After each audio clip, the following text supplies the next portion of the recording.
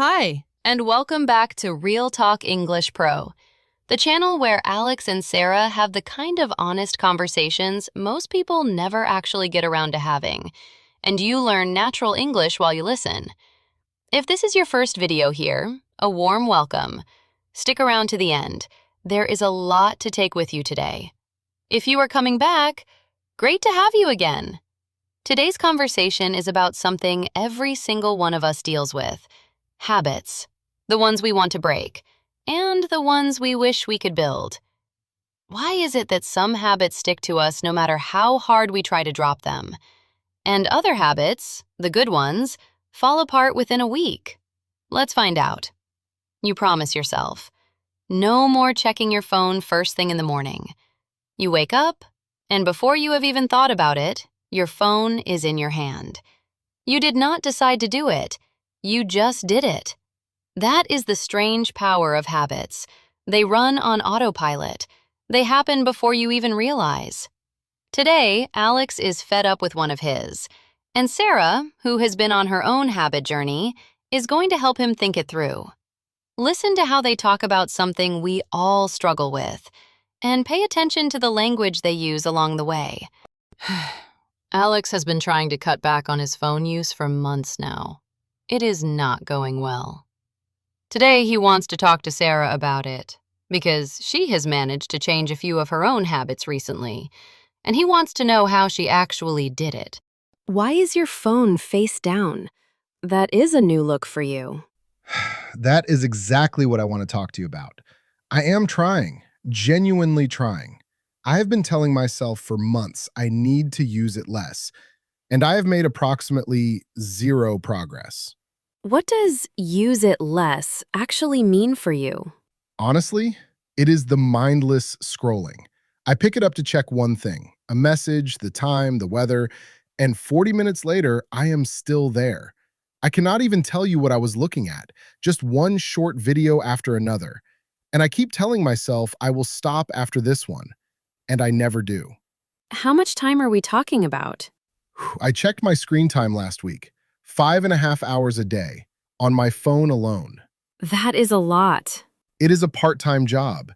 And the worst part is, I cannot even point to anything I have got from those hours. It is not like I learned anything.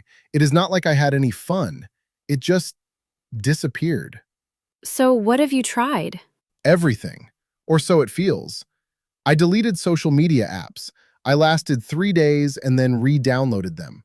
I tried the time limit settings on my phone. I just clicked ignore for 15 more minutes every single time. I tried leaving my phone in another room. I went and got it. The willpower thing does not work for me. That is because willpower is not really how habits work. People think breaking a habit is about being strong enough to resist it, but that is not what is actually happening in your brain. The habit is automatic. It is happening before the willpower even kicks in. By the time you are deciding whether to scroll, you are already scrolling. That is exactly how it feels. So fighting the habit head-on is actually the worst strategy. The trick is not to be stronger than the habit. It is to make the habit harder to do. Friction. Friction. Yes, every habit has a trigger and a behavior and a reward. You wake up, trigger. You pick up your phone, behavior. You feel a little hit of distraction or stimulation, reward. The brain learns that loop and starts running it automatically. You cannot easily stop the trigger. Mornings will keep happening. So the easiest thing to change is the behavior. Make it harder for yourself to actually pick up the phone. I tried that with the other room thing. But you went and got it. The friction was not high enough. You need more friction than that. What about charging it overnight in the kitchen? Then you actually have to walk to the kitchen, switch the lights on, do the whole thing. By the time you have done all that, your morning has started. The habit loop has been broken before it even began. Okay, that is fair. What about during the day, though? When I am bored or restless or just there, and the phone is right next to me? Same principle, more friction. Move the apps off your home screen so you have to search for them. Turn off all the notifications so the phone is not constantly calling you back. Set the screen to grayscale. It sounds silly, but it genuinely works because the brain is much less interested in dull colors than bright ones. None of these things are willpower. They are just removing the parts that make the habit easy. Have you actually done all that? Most of it, yes. Not all at once. I changed one thing at a time so I could see what was actually working. What was the biggest change for you? Honestly, notifications. When I turned all of them off, and I mean all, even the ones that felt important, my phone stopped feeling like it had a life of its own. It became a tool I picked up when I needed it, instead of something that kept demanding my attention. That alone cut my screen time in half, and I did not have to use any willpower. The phone just stopped pulling me back. That is a depressing thing to admit, that I am being controlled by notifications. It is not a personal failing. The apps are deliberately designed to do that. There are entire teams of engineers whose job is to keep your attention as long as possible. The fact that you are spending 5 hours a day on your phone does not mean you are weak. It means the system is working exactly the way they designed it to. That is somehow more comforting and more frustrating at the same time. It usually is. Once you stop blaming yourself, you can actually start doing something about it. Self-blame keeps you stuck. It does not motivate you. It just makes you feel worse, which makes you reach for the phone again, which makes you feel worse again. It is a loop. So step 1 is stop hating myself for it. Step 2 is add friction. Step 3, and this is the one most people skip. Replace the habit. Do not just remove the bad one. Put a good one in the same slot. Why? Because the trigger is still going to happen. You are still going to wake up. You are still going to have those quiet moments at your desk. If there is nothing else there, your brain will eventually go back to the phone. It needs something else to do in that gap. So decide in advance what that something else is going to be. Like what? Anything. 5 minutes of stretching when you wake up. Reading 2 pages of a book at lunch. Going for a short walk after work. The specific habit matters less than just having something there to fill the space. The phone is filling a gap. Fill the gap with something else first. That is actually really helpful. I have been thinking about it as stop scrolling, which is a negative goal.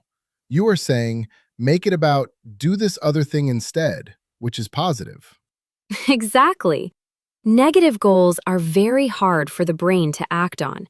Try not to think about a pink elephant for 30 seconds. You will think about pink elephants the entire time. But if I tell you to think about a green tree, that is much easier. Positive goals are easier to actually do. Speaking of you, what habits have you actually built recently? Not just the phone stuff. I have been trying to build a reading habit. I used to read all the time when I was younger. Then, somewhere in my 20s, I just stopped. The phone took the time that books used to have. I really missed it, actually. So this year, I have been trying to get back to it. How is it going? Slowly, but it is working. I have read 7 books so far this year, which sounds small, but I had read maybe 2 books in the previous 5 years combined, so 7 feels enormous. How did you actually do it? 2 things. First, I made it ridiculously easy. I told myself I only have to read for 10 minutes a day. That is it. If I read for an hour, great. If I read for 10 minutes and stop, also great. The bar is so low that I cannot fail. Most days, I read more than 10 minutes because once you start, you usually keep going. But the rule is just 10 minutes. Why such a low bar? Because the goal is not to read a lot. The goal is to read every day. Showing up matters more than the volume. Once the habit is established, increasing the volume is easy. But if you start by trying to read for an hour every day, you will fail within a week and give up. Small, consistent wins beat big, inconsistent efforts every single time. What was the second thing? Habit stacking. I attached the new habit to something I already do every day. I read while I am drinking my morning coffee. The coffee was already a habit, so the reading just happens alongside it now. I do not have to remember. I do not have to plan. The coffee triggers the reading. Habit stacking. I like that. It is one of the most useful habit techniques because it removes the hardest part. You do not have to remember to do the new thing. You just have to do the existing thing, and the new one comes along for the ride. I could probably do that with my phone too. Charge it overnight in the kitchen. Then in the morning, while the coffee is brewing, I read for 10 minutes instead of scrolling.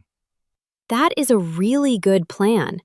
You are stacking the new habit on the existing trigger. Coffee equals reading. And the phone is not even available because it is still in the kitchen charging. You are using friction and habit stacking together. Why is everyone not doing this?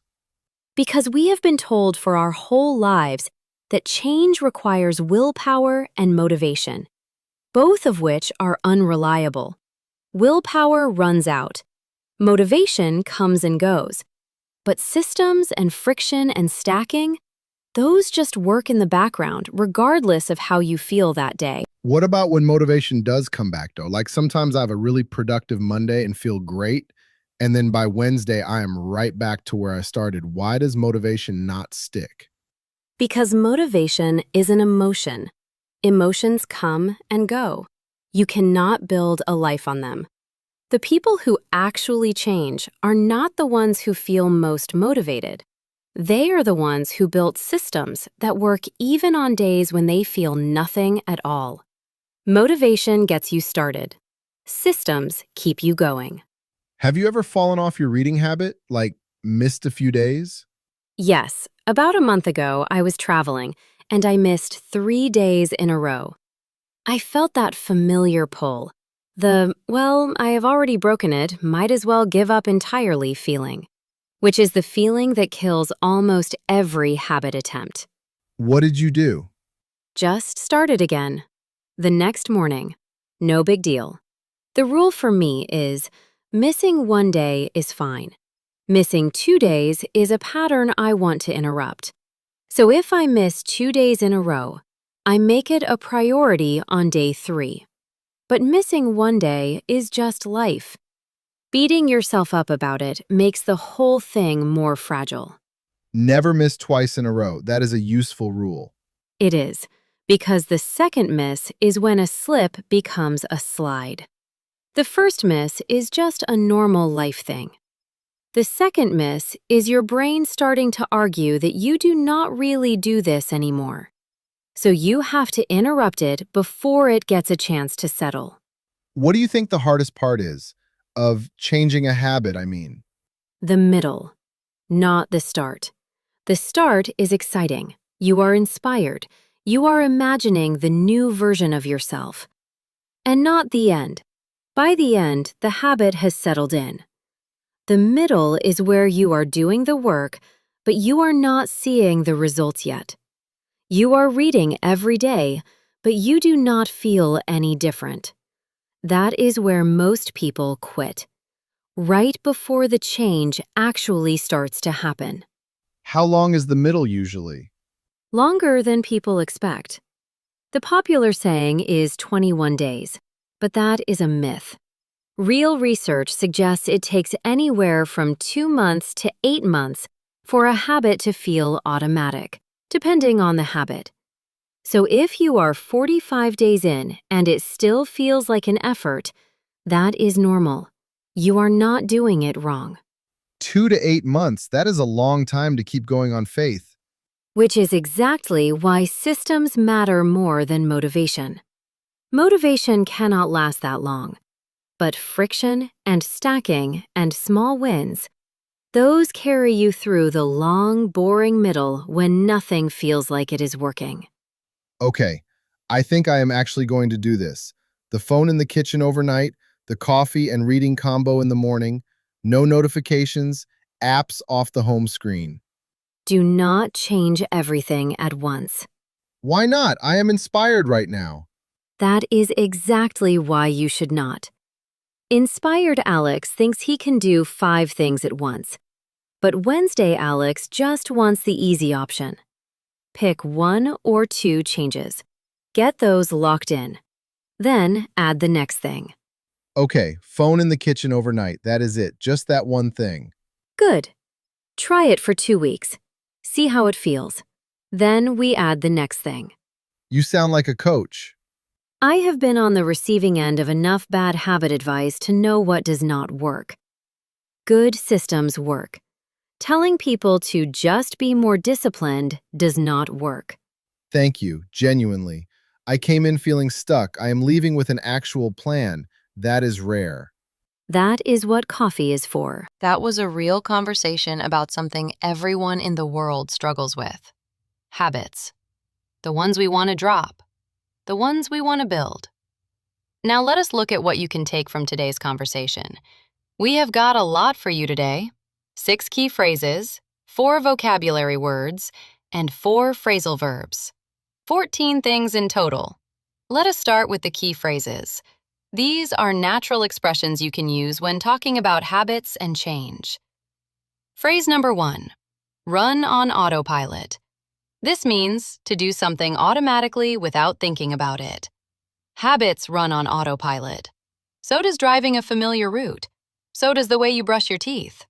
For example, by the time I noticed I was scrolling, I had already been at it for 10 minutes. The habit was running on autopilot. This phrase is useful for describing anything that happens before you have a chance to think about it. Phrase number 2, cut back on something. This means to reduce how much you do something, not necessarily stop completely, just less than before. For example, I am trying to cut back on my screen time. I am not going to delete everything. I just want to use my phone less. This is one of the most common phrases in English for talking about reducing something. You can cut back on coffee, on alcohol, on spending, on hours at work. Almost anything. Phrase number 3, show up. This is a phrase you hear constantly in conversations about habits. It means to consistently do something even when you do not feel like it. For example, the goal is not to read for hours every day. The goal is to show up. Even 10 minutes counts. Showing up is a deeply useful concept. It captures the idea that consistency matters more than intensity. Phrase number 4, habit stacking.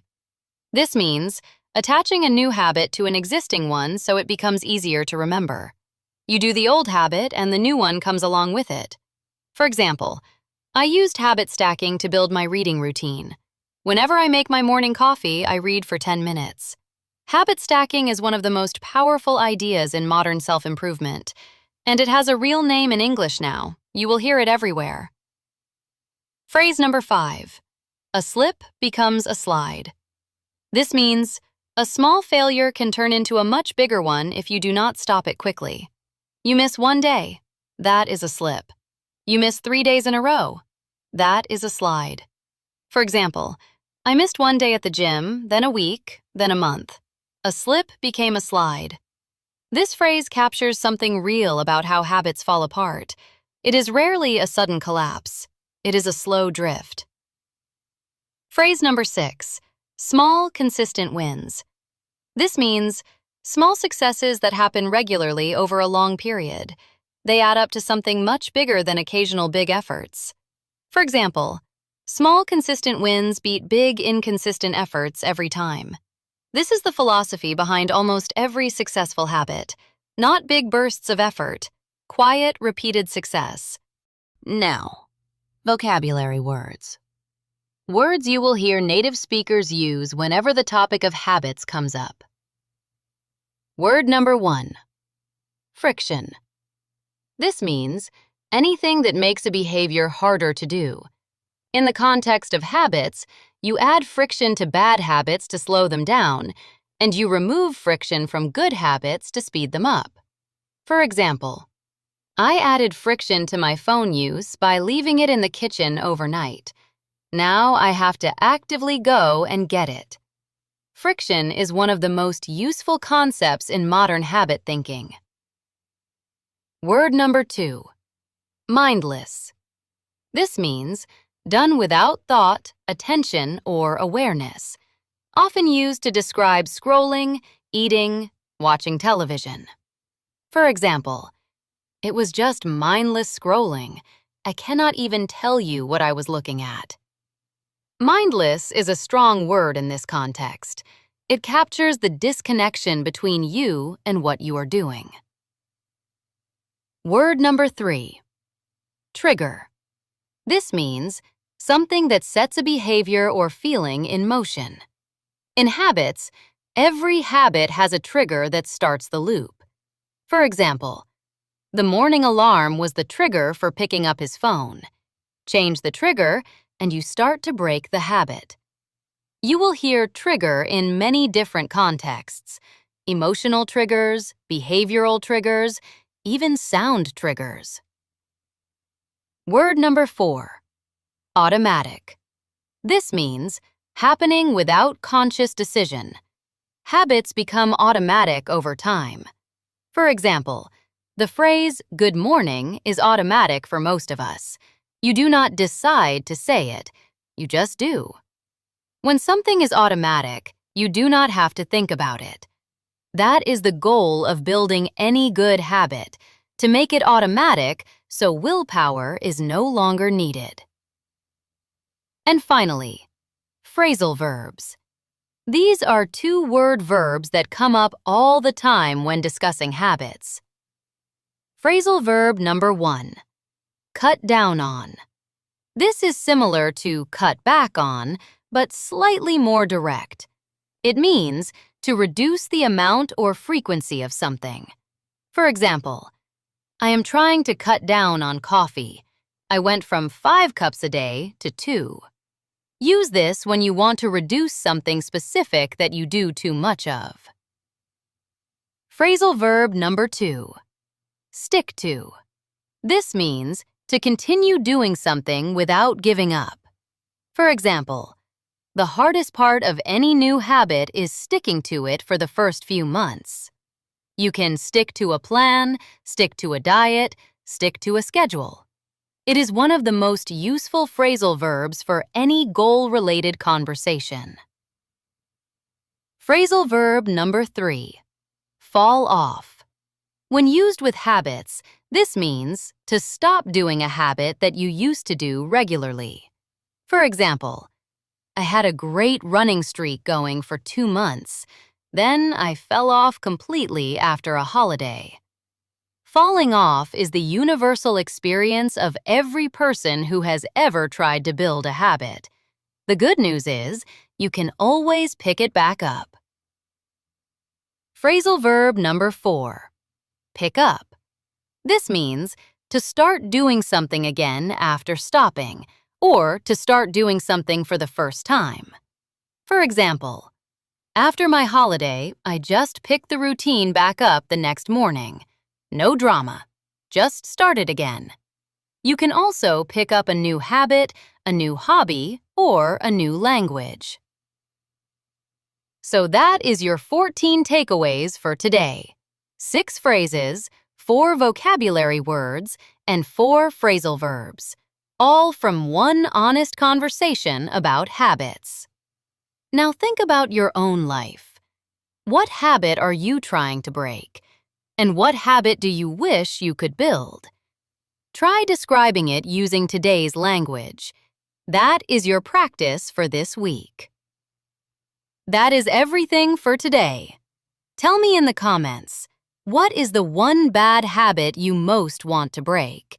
And what is the one good habit you have actually managed to build? I love reading these. They are the kind of comments that often help other viewers too. If you found this useful, you will also want to watch our video on talking about money. Spending is one of the biggest habit topics there is. Lots of the same ideas, different angle. The link is on screen right now. And if you have not subscribed yet, please do. A new Real Conversation drops every week. See you next time on Real Talk English Pro.